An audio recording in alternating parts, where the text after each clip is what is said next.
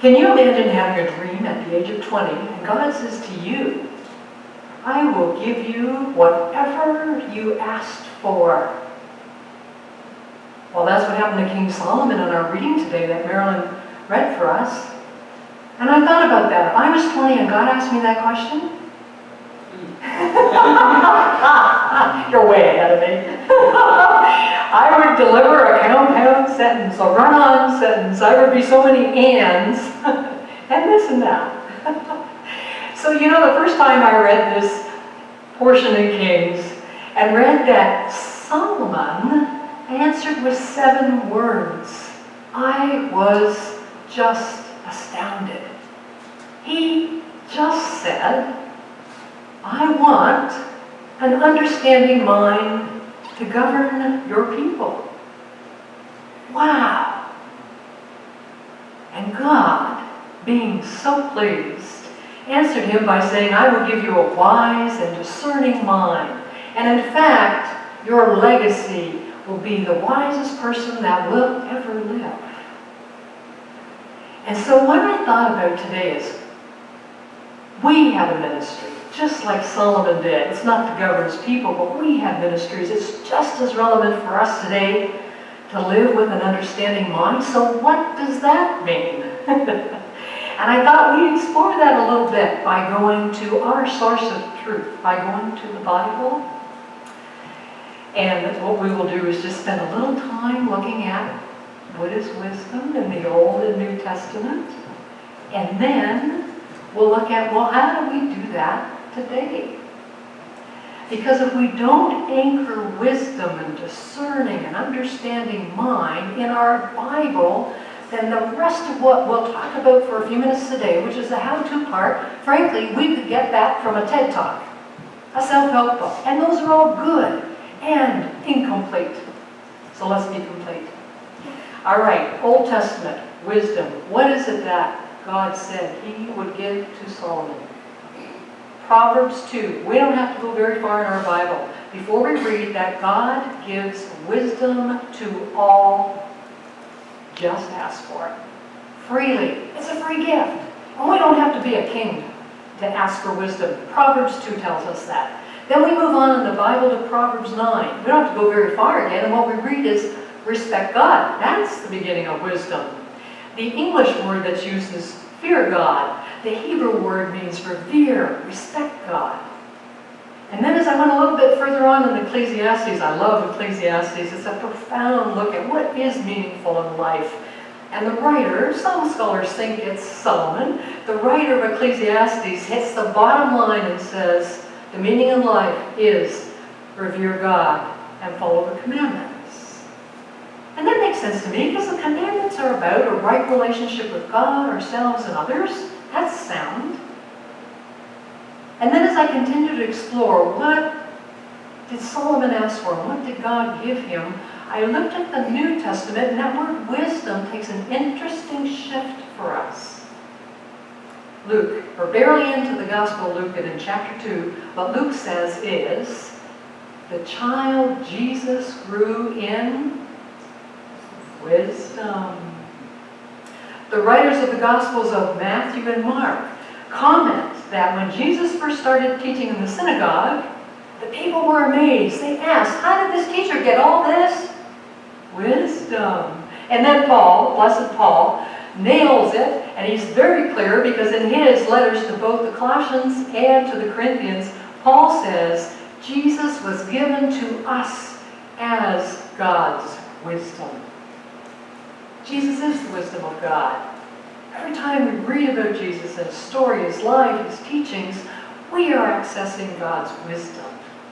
That's powerful. And then Jesus himself, in the scene we call the Last Supper, says to his disciples, I'm going back to the Heavenly Father. I will not leave you as orphans. The Father will send you the Spirit of truth, who will be with you forever. The Holy Spirit is with us forever. The Spirit of wisdom is with us. So now that we've anchored ourselves a little bit in what Solomon asked for and what God promised and what is so accessible to us too, let's look at how do we do this. I came across an article by a gentleman named Brother Curtis Almsquist. He's a member of a monastic community called the Society for St. John the Evangelist. It's a community in Cambridge that belongs to both the Episcopal Church and the Anglican Church of Canada. And Brother Curtis said, the beginning of wisdom is getting it wrong. I thought I could sign up for this. In fact, I could be first in line. And he goes on to say, getting it wrong and remembering, and I thought I'm in trouble. Brother Curtis goes on to say, we all are prone to get it wrong in our own unique ways. And then he said something I thought was marvelous. He said, wisdom and humility are cousins. Humility is wisdom is understanding. And as soon as I read about humility, I thought, gosh, that reminds me of sometimes when I would start leadership programs, I knew I'd be dealing with a few folks out there who would think, I already know this, right? And I try to create some fertile ground so they'd be open to learning new things. So what I would do is share with them an article I had read once on how Einstein discovered the theory of relativity. And what Einstein said is there are 5 levels of awareness in life. The lowest level of awareness is a person who says, I know. Lowest level of awareness. The highest level of awareness is, I don't know, but I'm going for it anyhow. And I would share that with this group of leaders that are trying to help, like get the ground fertile, the soil, so I could plant some seeds so they'd be open to it. So when Brother Curtis said wisdom and humility are cousins, that's the first thing I thought of. And then I thought of a personal example. I had moved to the U.S. in the early 90s, and I had thought I would just recreate the business I had in Toronto. I moved to a state where I knew nobody. Of course, I had no business contacts and no family there, and they were having a really bad economic time. So guess what happened? Nothing. So I thought, well, no one's going to hire me if they don't know I exist. So I volunteered for 4 professional associations, and I networked my heart out. And one night when I'm lying in bed after months of this and no business coming in, I was so darn tired, my bones felt weary, and I counted in my head I had done 17 meetings that week. I am an introvert. I like people, but I restore in quiet and solitude. I was so tired. And you know what happened? After 4 months, I was alone in the house. I got down on my knees in my bedroom. I'm in my early 30s, and I'm praying. And I said something to God I'd never said before. I was mad. And I was really frustrated. Because we had very little money left and a lot of debt. And I said to God, I give up. I can't do it. And oh, was I mad. Because I've been working so hard. Wisdom and humility are cousins. Within 1 month, God sent me 3 consulting jobs. One job lasted 2 years and really basically sustained my business, helped it grow, and God, I think, has a sense of humor. Because normally we don't find out who our competition was. Well, this job that sustained me was for quality management for a company. My consultant that my competition, I found out was the top quality management consultant in the state and was president of the Quality Management Association, and they picked me. And when I found that out, I went, okay, God, I get it. I know that wasn't me. Praise you. And so that whole sense of wisdom, the starting point is humility, and how we need God just makes so much sense to me. And then Brother Curtis went on to say, and I'm going to call it the pause. So how we implement or do wisdom is humbleness before God and then pause. Now, here's how Brother Curtis calls that second idea. He says, be here now with God in this moment, because that's where God is, and listen to your life. And the reason I call it the pause is because I remembered, this is a gentleman named Ron Arden. I was in a workshop he was teaching a few decades ago, and he was a stage director from South Africa. His workshop title was The 6 Types of Pauses. That was really intriguing to me. I'd never thought about a pause before, frankly. And he was talking about it in the context of how we communicate with each other. And here's what Ron said. When you're talking, people listen to your words, but they learn in the pause. Oh yeah, that makes sense. When I don't pause to engage God or even to engage all parts of me, I go back to number 1. I'm prone to get it wrong. I was recently in a situation where I wanted so much to volunteer for this organization. And so the first time they asked me, I did not pause. I said yes. Now, if I'd even spent 24 hours with God, if I even had gone home and had a little conversation with God about how happy I was they'd asked me because I wanted so much to belong, God would have said to me, Cheryl, you realize what they're asking you to do is administration. And I would have said, oh, that's not my gift.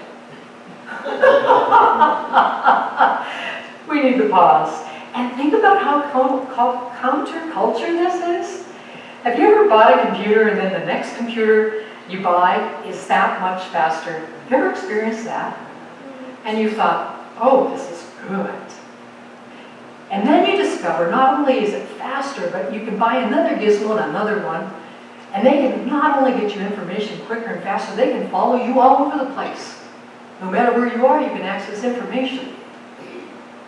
Well, that has a place. But in that aspirational sense of our culture, where's the pause to reflect, to live, and enjoy a little time with God and experience His wisdom? So I offer up those 2 ideas, but I want to offer it up with a caveat. Wisdom is not a formula. Those are 2 ideas this wonderful Brother Curtis Almsquist talked about that I ruminated on, prayed on, and wanted to offer them up to you. But I offer them in the spirit of what one of our priests at our church in Tucson, Grace St. Paul's, when Reverend Rosanna preaches, she says, Cheryl, it's just breadcrumbs on the water. So I offer those ideas up to you in the spirit of it's not a formula, these are just breadcrumbs. I take Tai Chi with a couple wonderful members of this congregation, and I was partnered with one of them, with someone in my class recently, and we were, of course, talking about wisdom, because you know what's on my mind, this sermon. And he said something really good. He said, you know, wisdom can come from anywhere. Wisdom can come even from a child. A 2.5-year-old child walked in this church. And she looked around and she said, this is the first time she walked in this church, this is where we're home. This is where we live. She was so theologically sound. When we are with God, that's where we need to live. That's where we're home. That little girl's name is Ember. And I want to thank her grandma, Marilyn, for giving me permission to share that wisdom from a child with you. And so today, let me just close with one of Solomon's Proverbs. You know, they say in the next chapter of Kings that he wrote 3,000 Proverbs. I love his Proverbs. The one I want to close with, it's Proverbs 3, 5, and 6. And I'm closing with it because I need it. I need this reminder. And my hope is that there'll be a resonance for you in some aspect of it. Trust God from the bottom of your heart. And don't try to figure out everything on your own. Listen for God's voice in everything you do and everywhere you go. He's the one who will keep you on track.